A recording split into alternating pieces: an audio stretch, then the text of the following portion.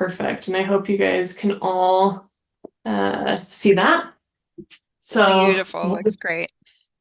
perfect. And we'll get started.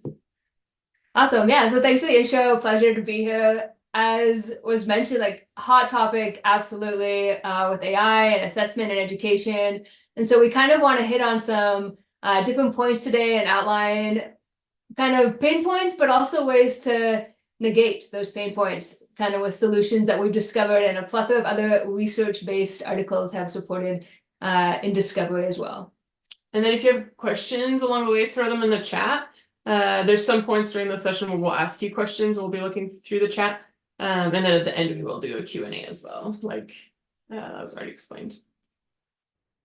Awesome. So a bit of an overview. We just want to connect first and kind of see you and AI, the way you already tap into AI. We'll discuss some concerns and limitations of AI. We'll look at different opportunities to observe the observations in LLMs. We'll tap into AI literacy, kind of the paramount annual topic that's been a loud piece in our year already. Then we'll tap into specific kind of assessment options. We'll zone in here for the applicable, practical, the way you can already include and integrate AI in your assessments, using AI to either build or kind of amplify and transform the assessment you already have. It's kind of where we'll lead off with a practical take-home space to you. So kind of to initiate, maybe in the chat, just share with us 1 to 10 how you would rate your understanding and use of AI. So 1, kind of like, I know nothing, and 10, like I wrote a course about it, or like super guru.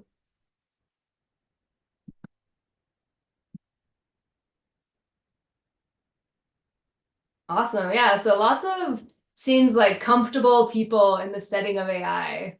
Right. That's awesome. That's variety. Yeah. Some lower, some higher. Perfect. Cool. So as we continue, we'll just kind of hopefully you'll tap up a number with us in our session today. So because I imagine you're proficient in it, what daily tasks for you involve AI? And again, you can just write them in the chat.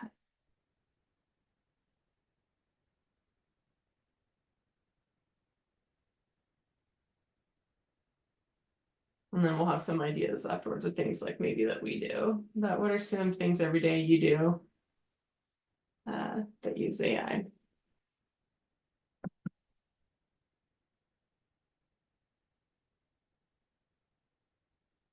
So we've got instructional design, writing assistant, writing formats, training content creation, that's interesting, creating all text, nothing, none,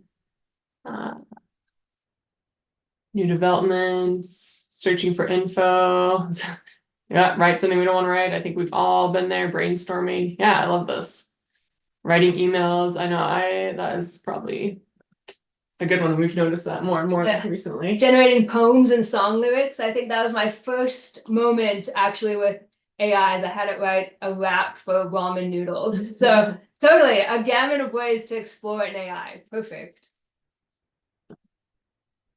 And as you mentioned, these were just some highlights, right? We use it constantly in our day. Sometimes we don't even recognize that we've used it already for decades before it became a hot topic.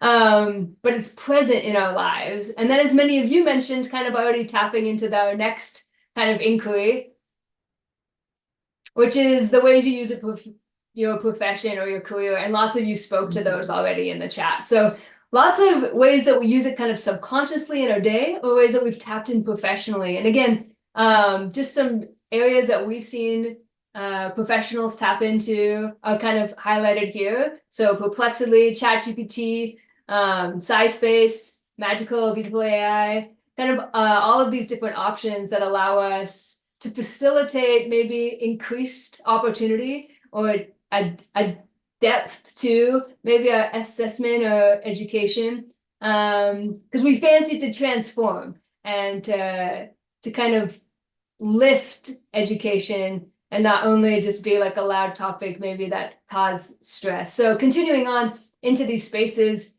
just so you know it. And today, as we tap in again to the particulars of AI integration and assessment, kind of lean on those spaces you're comfortable with and imagine how you could transfer that to have transferable skills for your students in a world that AI literacy will be paramount. So these are all different types or different examples of generative AI applications or systems. So we'll look at some of them. This is one that I actually like to use for my work or for my research.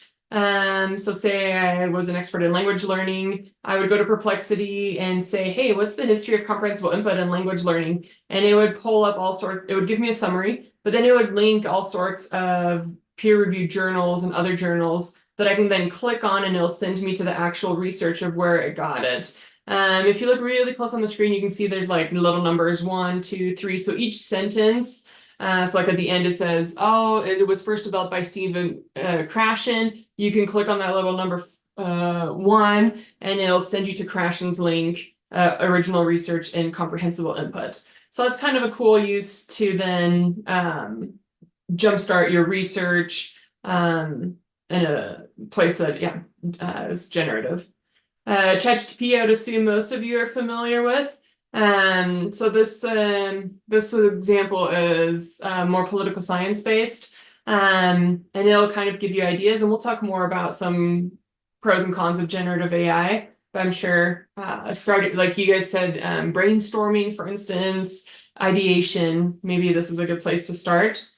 SciSpace is another one I love for research. So here I just drag and dropped some instructional design research into it. And then say I didn't understand that paragraph, so I highlight that paragraph and I can ask it a question. I can say, hey, could you summarize that paragraph for me? Or could you show me where this research comes from? Or could you show me implications? And it'll link me to other research about it, as well as explain it to me. So again, kind of a cool use of generative AI. And again, we'll talk about some pros and cons and downfalls of all these. This is just a website. There's a bunch of these, right? Where you can find a variety of different apps for different prices, different objectives that you have. You can just scroll and there's thousands on there. And I'm sure you guys maybe know other ones too. But it kind of gives you a bird's eye view of these.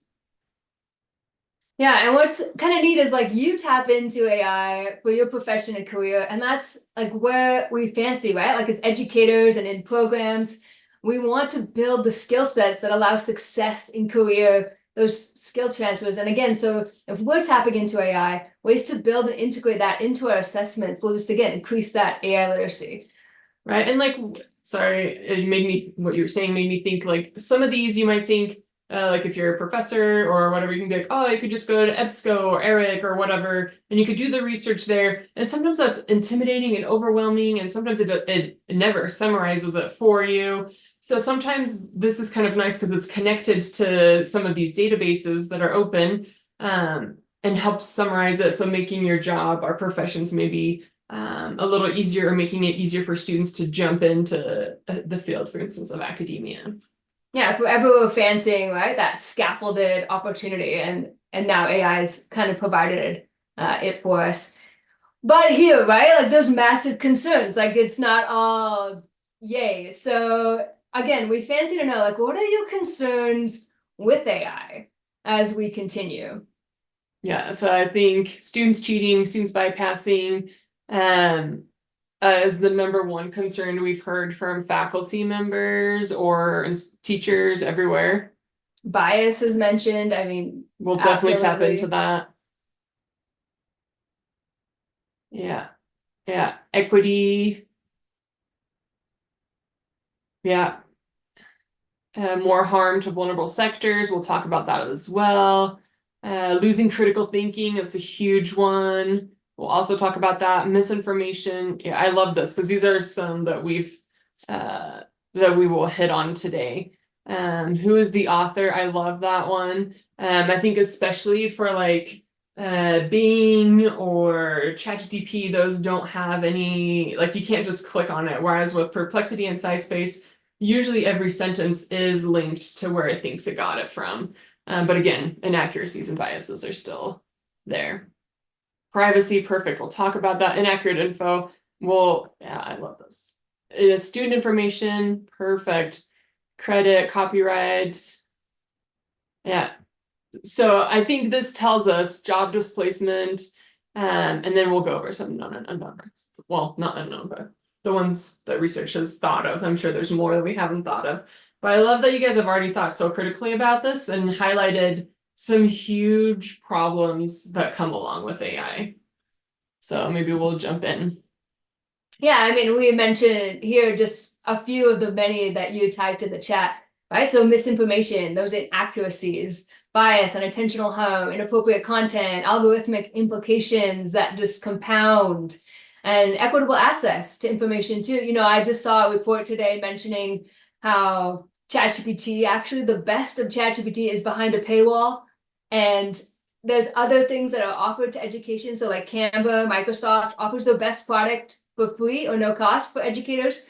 And yet OpenAI has yet to offer it. And so it again, right? This access opportunity is limited. So knowing these limitations, but also knowing potential good, let's come find the magic middle of where we can increase opportunity, but safely. Again, these images highlight some of those limitations that you already spoke to in the chat. Yeah, so this is an example of research that was done, or a trial thing that was done, where we said, hey, AI create, here you can see the prompt, a colorful graph of an engineer, and you can see what they all look like. They all, I don't think there's a single female in there, right? And then a photograph of a lawyer. And we can see the implicit bias in the AI that's built into the algorithms, just like you kind of mentioned. A social worker. Yeah, so, and if you look up this article, you can see there's like 20 or so prompts. We just highlighted a few just to mention, like, as you mentioned, there's a huge bias problem that we have with generative AI.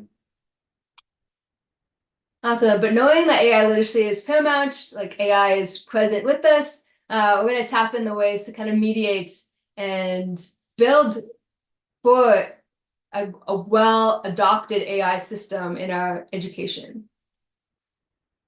So initially, depending on time base, I think we can maybe just chat about so maybe what we'll do is we'll chat about how we did this. And if you have already an account with like ChatGPT or any other one that you'd like to use, Bard, take an assessment that you currently have, and copy and paste the prompt, especially if it's like an essay or something like that, into your either ChatGPT or Bard, and just see what you observe. So we've done this. We have multiple expertise. As I showed in my example, one of my expertise is language acquisition. And I had, in this case, ChatGPT specifically write me the history of language acquisition and the current methodologies in like a 2-page paper or something like that. And it wrote it up, and they made up researchers that didn't exist. It still said that we use grammar translation method, which has long been abandoned. It didn't mention any of the current research. And so at first, I think someone who has students sometimes write essays, it's like, oh my gosh, they're never going to write again. And again, behind paywalls, there's a lot better stuff. But then I was like, okay, well, I observed some big flaws in here in this generative AI. However, I also observe some pros if I use other like SciSpace or Perplexity or something like that, different benefits. But it's kind of a fun task to do, and we highly recommend that you try it out. perfect. And kind of the way that we tap in to AI is similar to how our students are going to try tap in. When they have a task, they're going to try use it just like we use AI to facilitate those tasks, but they're going to need that scaffolded kind of time on task with you in a safe space where there is policy, where they can see those limitations and navigate them with you kind of as coach or educator by their side. And then, you know, the topic of cheating has been a massive topic, definitely in the past years. I think now with research, we've seen ways that maybe we tried to navigate the ideas of cheating, kind of be demolished. And so kind of this idea, like, should we try to detect AI in student submitted assignments? And a plethora of research has come out to say it's so complex, right? So we've had Washington Post at the bottom here, right, that they tested in the negative. So innocent students are maybe being harmed louder than you catching those who have just tried to absorb AI and just do all its schoolwork. So it could do more harm than good, right? Another kind of speaking to this video that we'll add in the resources rather than watch perhaps now together, but it highlights how someone went into ChatGPT and wrote up an article to an assignment. And then they took that article and put it in to the AI detection. And it said, absolutely, this was written by AI. And so then they went and they took that same thing that AI had written and they said in the next prompt to AI, write this so that no AI detection will be notified that it was written by AI. And this was with ChatGPT 4, right? Yeah. So this is with the paid version of ChatGPT. Then they took that same thing that AI had written, but with the additional prompt that said, make sure it's not detected by the detectors. And then they put it in the detection to see the way it would respond. And it said 100% it was written by a human. And so the people who have access, right, the people who are paying for those advanced systems, they really are able to just navigate their way. And so what we thought maybe we had as AI detectors, they do not work. And so that leads us to be like, okay, well, where is the next step in ensuring that quality education and competent assessments are being done correctly? And then I think along with that, one of everybody's biggest fears is cheating, like we just spoke to. And Stanford just came out actually with research saying that, and they thousands and thousands of students were interviewed anonymously to see if we're cheating a lot more, and the cheating rate has not changed.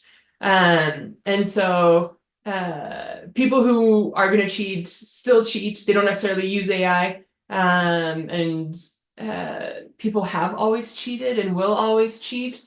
And so it's kind of I don't know if it's reassuring to know that AI hasn't made it worse. And I think if I have to pull it up, I think it was still like 60% of people were still cheating somehow, but maybe not necessarily using AI. Saw a bunch of chats come in, so I just want to make sure there's no questions. Okay, perfect.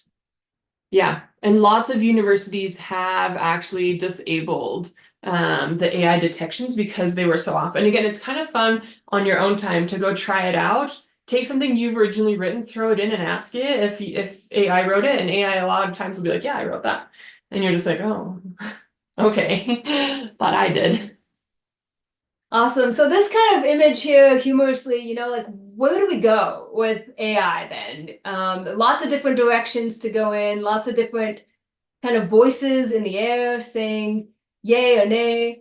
And so we kind of want to look again at research and tap into some specific options that we've realized are beneficial in kind of the chaos of AI. These particularly come from a research that highlighted kind of 6 options we have. So one, we could ignore it, period. One, we could try to ban it. And then we could also look at different options such as vigilating it, embracing it, designing around it, or rethinking it. And the options kind of highlighted these main things again.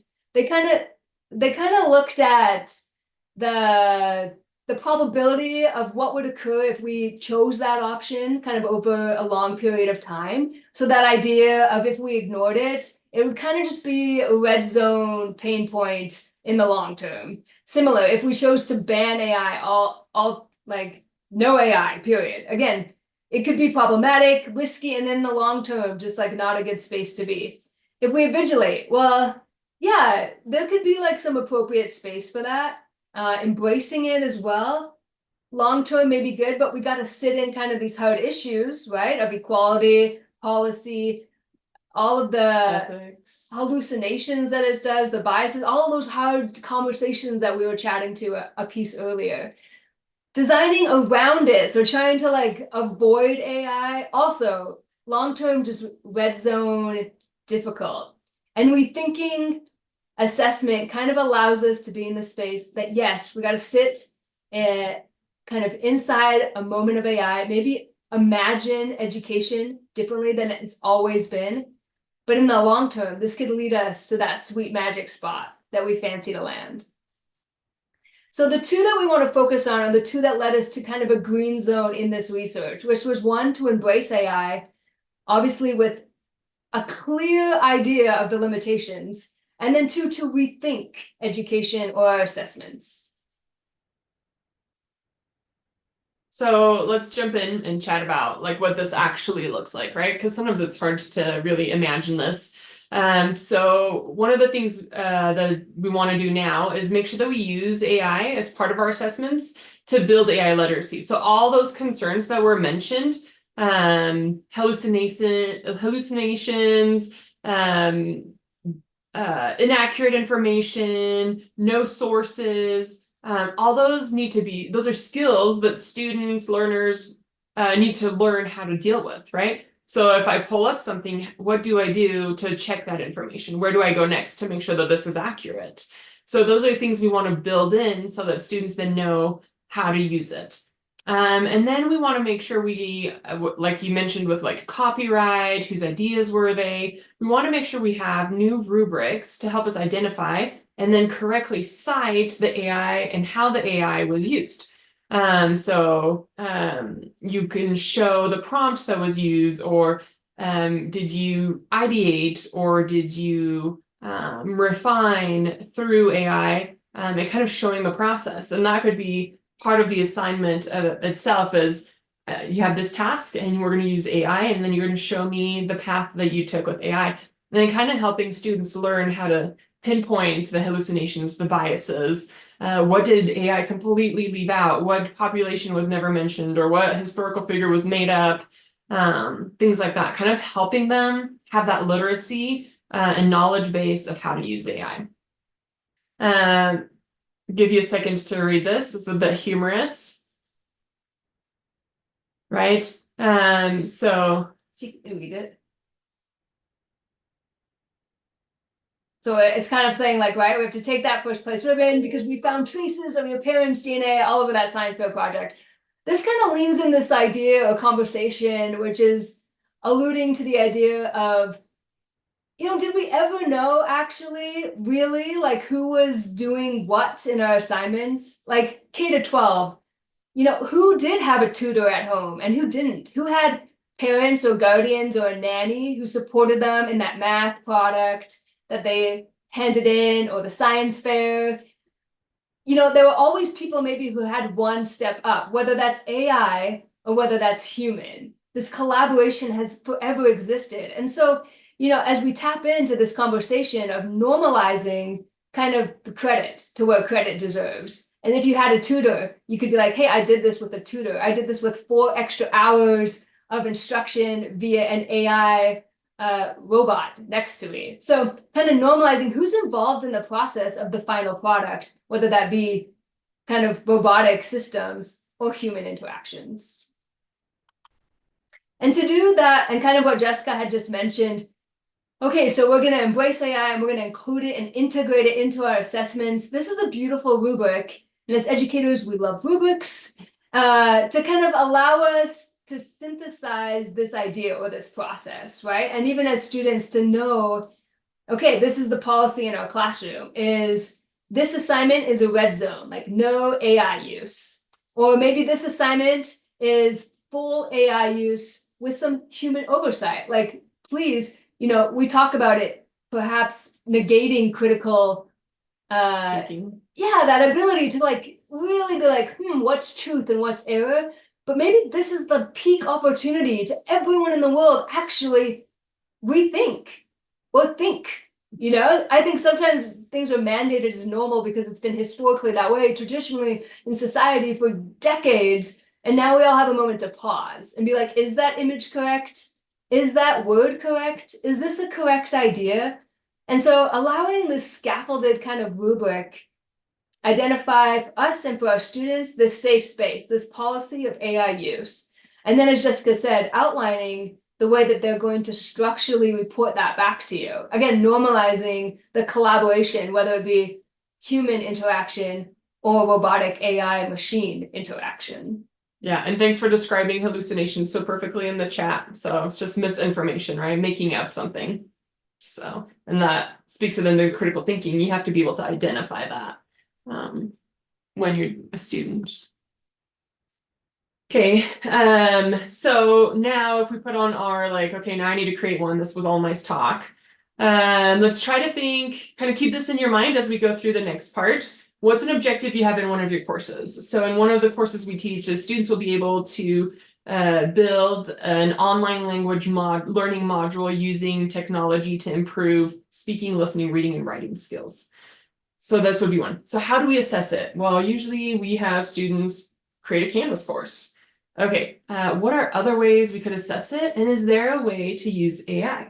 Right? So these, if I were listening or watching this, this was kind of be like the question I'd be asking, be like, okay, I guess they could just use ChatGPT or Bard or Firefly, create the images. Okay, like, how can I make sure I can assess it? And is there a way we could use AI? So kind of keeping these questions in your mind.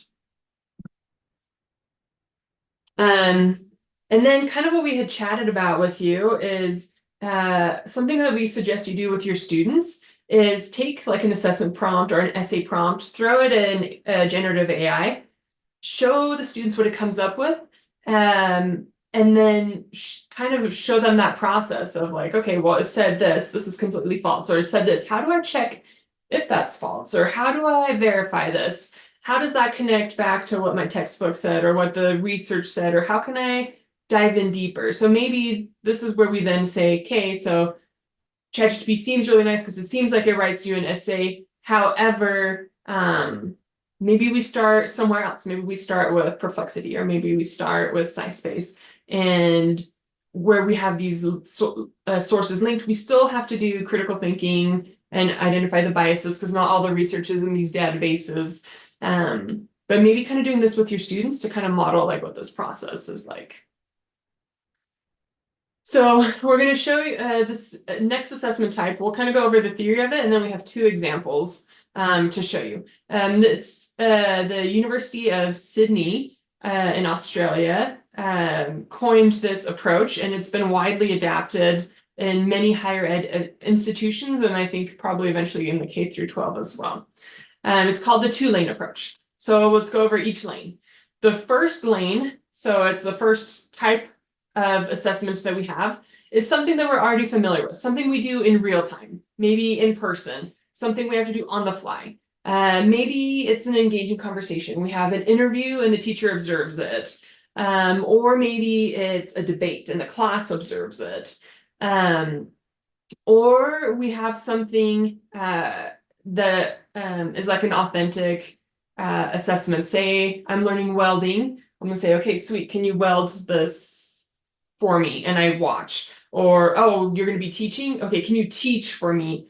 Let's watch. So kind of like things on the fly, live, that is really tricky to cheat on, right? Because if you're in person, you have to show that you have those skills. Something authentic, what it actually looks like. So we'll have kind of more ideas in our two examples, but hopefully that gets you kind of thinking. Lane 2 is now, how do we incorporate AI? So maybe this is where we could do those appendices with AI. How did I use AI to get to the end product? I ideated, I refined, etc. You name it. Have like an appendix to show how did I use AI. You could also include on those like a reflection piece, like what biases did I find? What difficulties did I encounter? What hallucinations came up? How did I identify those? So including that reflection piece could be really valuable to show for the students to show like, okay, like I really grappled with AI and its complexities, but it did actually help me yield a better product. We could do, so that's kind of the second part, the research insights. You could do collaborative writing evolution. So giving students during the writing process different tasks that they can do with AI. So maybe you say, come up with 5 ideas on your own and then expand them with AI. Or maybe give your idea to AI and say, where are the loopholes? Something like that, where they're collaboratively writing with AI, because again, that's a skill that they need to learn. A lot of us said, we have AI composing emails, writing things we don't want to write. But if you've played with it for a while, it's like, okay, I see the loopholes and the problems with it. So let's teach them how to write collaboratively. And then some sort of AI aided artifacts. So maybe they created something using AI and it has that critical analysis along with it. So say like all our AI images, we could be like, did you notice that the people have like 3 crippled fingers and sometimes their legs are backwards and sometimes their eyes are upside down. So maybe saying like a critical analysis of how they worked with AI. So then how do we marry these two, right? So quick review, lane 1 is real time, something we do in person or live, something we do that's authentic. And then lane 2 is something with AI that connects to this authentic task that we're trying to complete. So hopefully these lanes eventually merge, right? Kind of like in this image. So, see, where did my example go? Okay, so let's go through the examples. So here we have an example for an econ course, business ethics. So my objective, and we always want to start with the objective, is students will be able to identify and describe ethical dilemmas in small business startups, as well as suggest problem solutions. So that's what I want students to walk out of this unit or this course with. So what can I do? So in this case, I would want to start with lane 2. I will give students 2 court cases from small businesses. I want the students to analyze them and identify any ethical dilemmas. Then I want them to throw these cases into generative AI and see what ethical dilemmas AI comes up with. And I want them to compare what they have got with what AI found. These are some guiding questions. So what did AI miss? What biases or problems led AI to miss these? How did they vet the information that AI then gave them? What did they miss on their own? Was there a viewpoint that they missed? And then how can they present more information now that they've collaborated with AI? And then for my lane 1, what I would want to do is maybe have students present their findings from the lane 2 in a short presentation. Maybe we would do like a mock interview and say, okay, now tell me about these cases. What did you find? And can they summarize that without looking at all their notes or without Google searching in between, and kind of giving them a moment to prepare? One idea, right? You could also do a debate and say, you're going to have one value that you think is the most important ethical dilemma, and you are going to have the other, and we're going to have a 5-minute debate. Any sort of like live thing where they have to then take what they found and apply it. Our second example is a marketing example, just to try to give us like different perspectives and different ideas, right? And here the objective, again, of the module, week, unit, whatever, is students will be able to evaluate the effectiveness of different marketing strategies. Again, we're going to start with the lane 2 in this case. I find I like to start with lane 2 and then see how it's helped them in lane 1. But you could do it any which way you'd like. So here I have students collaborate with generative AI to do some market research and campaign design. I want them to record all their interactions. So these are the prompts I use. These are the tools I use. This is what AI came with. And this is how I critiqued and fact-checked AI. And then evaluate kind of like how did AI offer innovative insights and identify maybe what factors it missed. Then in class, as the assessment, we're giving them a new marketing campaign, and students are going to evaluate it live and explain its effectiveness based on the strategies that they've learned about on marketing campaigns. So hopefully these kind of give you some jump starting ideas. And we'll hop backwards for just a sec. And as you have questions, just start typing them in the chat, or ideas. If you have like an epic idea, we want to hear that too. Yeah, so kind of now imagining this idea, right? To embrace AI, these are some ways Jessica highlighted to embrace it with this two-lane assessment. But also kind of two-lane approach in assessment, and also this idea to imagine a new space. And so this is kind of like that deep think moment where we sit and we say, okay, maybe I've always done blank assessment. But like, why do I use assessments? Like, what is the point of an assessment? And then once I figured out like maybe why I have blank assessments, you're identifying that particular assessment you have in your course, or maybe if you're an SM working with SMEs as an instructional designer, right? They're going to have maybe particular course outcomes or standards they hand to you, and you're kind of working with them or collaborating with them for these particular assessments. And do you kind of see the assessment that you have offer that authentic skill transfer, right, into that profession or that career opportunity? And so as you kind of like mull over this, maybe it's a space that you're like, absolutely, my assessment is standard, industry-based, 1,000% awesome. And maybe you're gonna just have this two-lane approach kind of filter into your new world with AI. Or maybe you're like, wow, this is a great moment because I needed to revisit my assessment. And so this idea of both embracing but imagining education maybe in a new space that has not yet maybe been tapped or sat so deep in prior. Because we know this is something, I mean, Hubbard said it, but then a million other people have said something similar, right? Like, AI will not replace you. There have been reports that said like, yes, you're going to have like the global economy has shifted, period, right? Because of AI, but it's not going to like take you and make you homeless. Like, you're an individual with a skill set, but people who can tap in to the affordances of AI inside those limitations and with policy, with equitable solutions, those people will replace anyone on planet Earth who cannot figure that space out. And so our opportunity as educators or in this space of design of education is to innovate those spaces based on those parameters of equitable access, policy, limitations that we can have control over by now, like in a safe space as educators or people who are in with the invitation of education, allowing people to sit in and discover AI, discover its hallucinations, discover its pain points, be able to critically analyze and observe and identify deep fakes in the world of whether text or video or illustration, and to really be upsmarted not by AI, but in a new way, kind of upsmart in our world what we offer in our educational spaces by integrating it in a safe space with your direction, having had these policies and understand. And then again, as Jessica said, marry those two or find the magic middle where AI can support that transfer of skill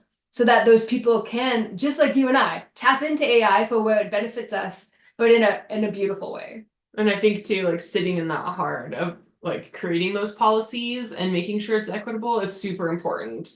As right now, we know it's full of problems, but being able to take the time and sit in there and try to create policies and make sure that everybody does have equal access and that it is a safe space is important.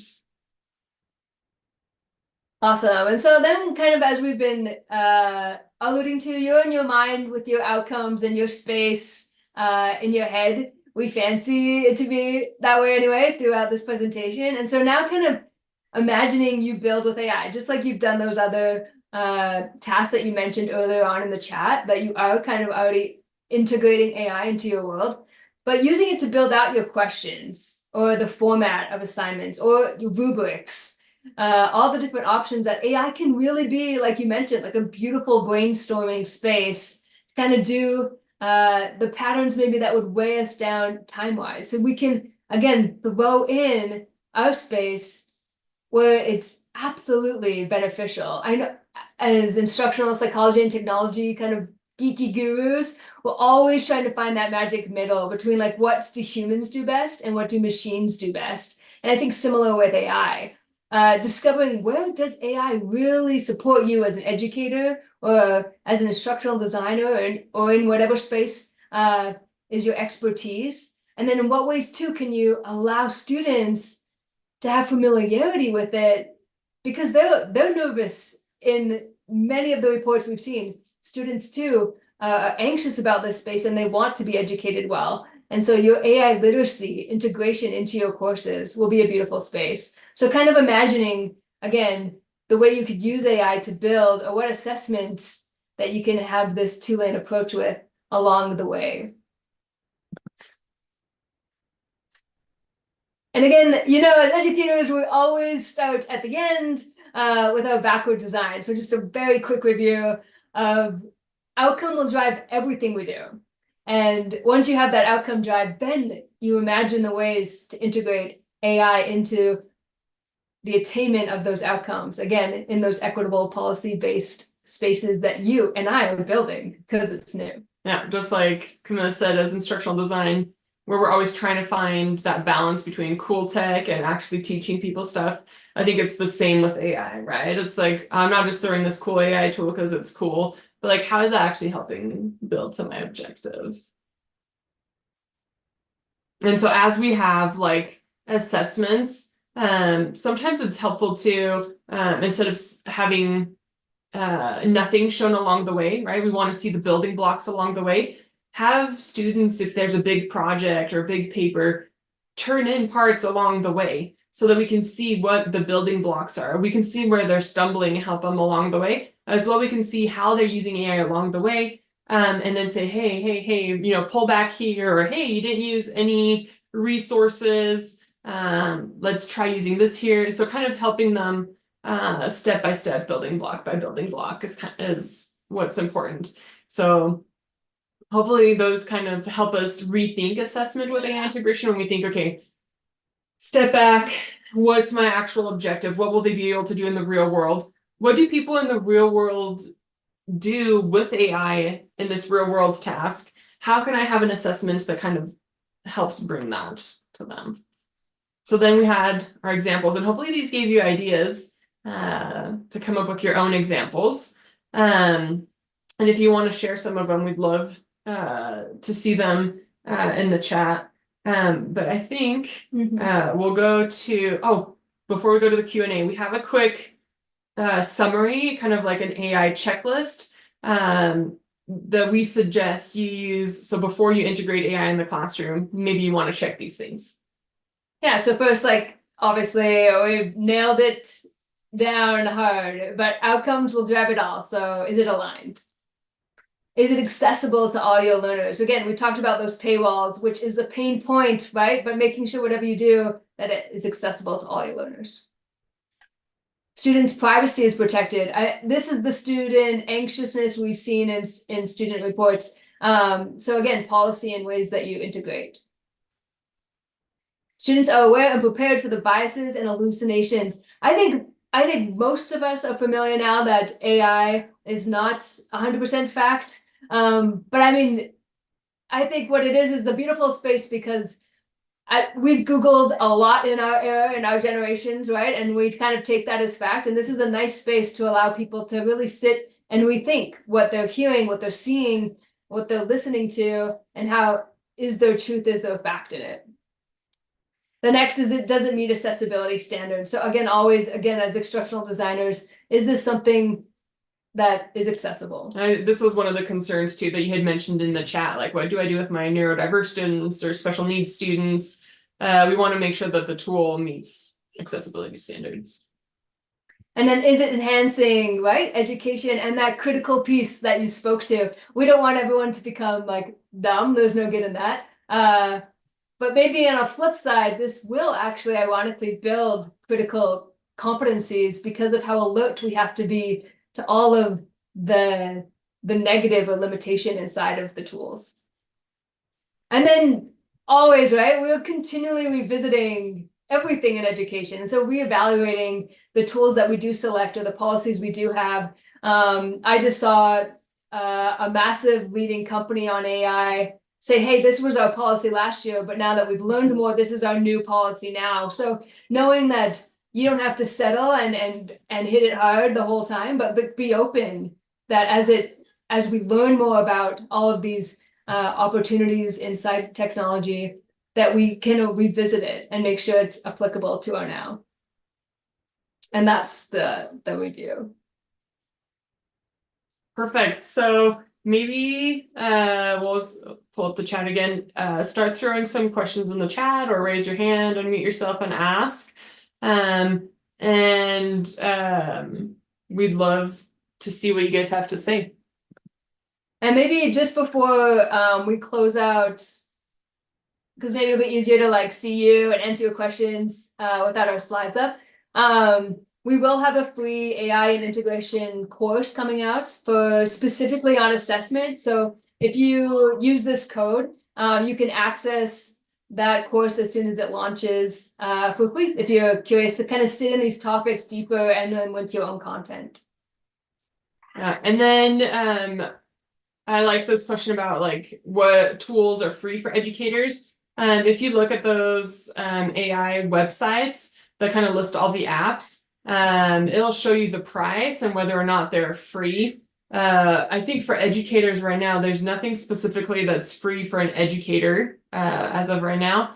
And then AI and citations, exactly right, Rebecca, is something that's constantly being revisited. So you want to check with your institution how they want you to cite AI.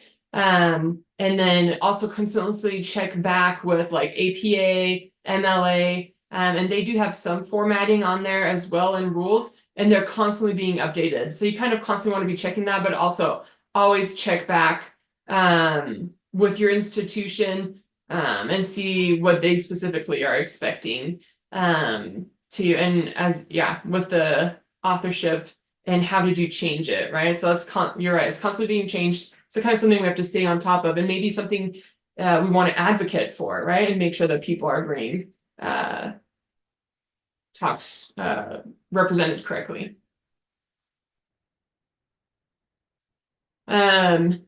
Yeah, some great sources for teachers who I would say start playing with it, right? So maybe pull up those maybe start with like ChatGPT and start asking it questions, or start with Bard, or I really do love Perplexity and SciSpace.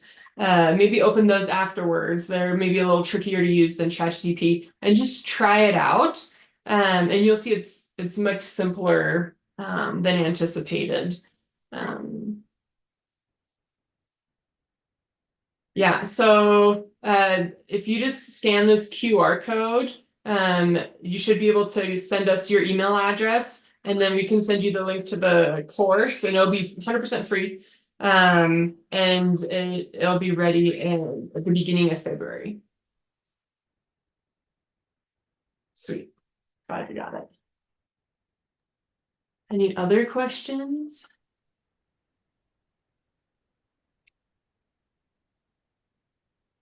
We can get that short link out to you guys after this session.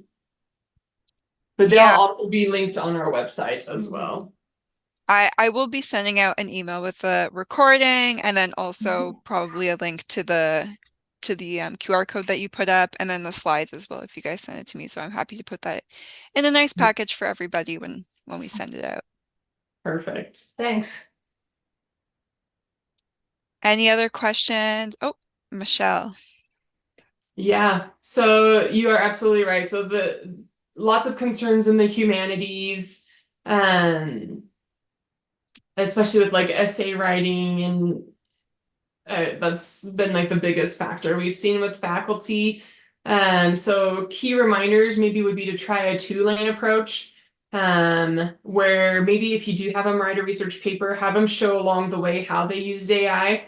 But then at the end, have them do something with that information that they gained. Maybe you do a debate in class. Maybe you have them create a 10-minute video, a 5-minute video. Maybe you have them interview each other about different literature that they read. something that they do live to show that they actually can take that knowledge and apply it to a live situation. So that's kind of the approach that's recommended right now, especially for areas like for all areas, but it really helps in the humanities. Yeah, and I think too, sometimes you like hear this, and as an educator, you're like, come on, like now I have to innovate all I do in my classroom. I have to be like some guru party planner. No. So you could also, right, like use AI, just be like, I need some way interactive ideas that students would do, plan B, right? And just get AI again to support you in those spaces that maybe seem like it's going to be so much extra work now. But no, there's a lot of good resources, and like a lot of you mentioned, brainstorm inside that space with your colleagues. Yes, absolutely, but inside those AI spaces too, to just get the wheels kind of turned to where you don't have to like mull over again being this massive like new innovator of all 100,000 assignments you do. And I love Amanda, you mentioning English language learners. So in language classroom and in language education, we've seen Google Translate obviously for decades, and that always being a problem. And teachers working around it using authentic assessments has been the approach in language acquisition. Is like, okay, so like instead of just writing a dialogue, I want you to converse with me about what you did yesterday. And then you can't really use that for language translation, right? And then for science and math assessments, it's actually really interesting. At least ChatGPT has a really hard time with math. A fun problem that we did with ChatGPT was ask ChatGPT, we said, ChatGPT, I have one shirt and it takes 3 hours to dry this shirt. If I have 4 shirts, how long does it take to dry outside? And it said like 12 hours or whatever, because it didn't realize that they would all be outside at the same time. And so the drying time wouldn't actually change. So it has a really hard time with logic, which is ironic. And so I think if you have like application problems, it won't be able to solve it for your students. And then showing the work is always helpful. And again, you kind of have to keep pace with AI as well, because I'm sure eventually it'll learn how to figure these things out. And then, yeah, I agree with you, Karen. We always have to make sure that we mention how we use generative AI. So in our presentation, we tried to pinpoint, every image we had created by AI to show where those came from. So great questions. Okay. Awesome. I realize we're at the hour. Thank you so much, Jessica and Camellia, for honestly doing such a wonderful, well-spoken presentation on this topic. I think it was really great for some of the beginners here, and then also really informative for some of the people who are, well, a little bit more versed in AI. Awesome. Before everyone signs off, just a kind reminder that we will be hosting more Tech Talks coming up. We do have a really fun new series that we're working on where we introduce companies to the MEC community, where people come, they talk about their ed tech startups, their companies, what they're doing, maybe how they got there. And so we have Kyla Bolden coming up in our next session in the middle of February, the founder and CEO of her ed tech startup, and it's going to be really awesome. So definitely continue to stay tuned, because we will have some really awesome events coming up. And yeah, thank you so much, Jessica and Camellia, and have a wonderful night, everybody. Everything will be sent out, not to worry. And if it's not, feel free to bug me. Thanks so much for having us. It was so great to chat with you guys. Thanks. Of Take course. care. Thank you. Bye, everyone.